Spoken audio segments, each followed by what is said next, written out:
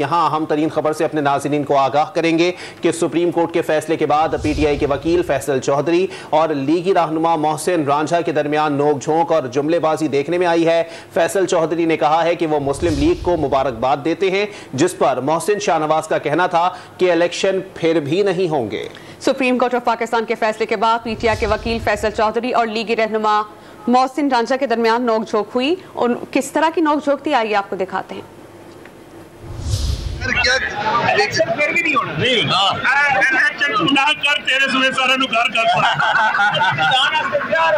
Election कोई नहीं होना। इलेक्शन होसी 100% कोई कितने है, मैं जितना अल्लाह को पता है।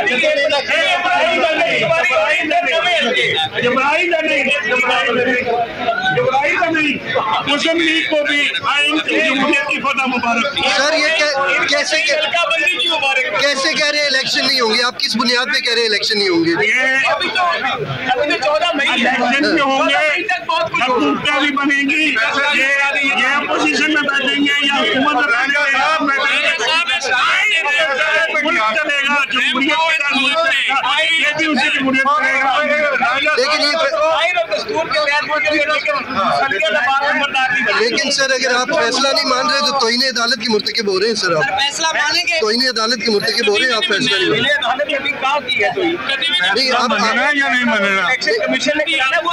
नहीं, आप कह रहे हैं किस बुनियाद पे कह रहे हैं कि इलेक्शन नहीं होंगे? मैं तो अपनी बात कर रहा हूँ, सोच रहा हूँ, मेरा रिव्यू भी है।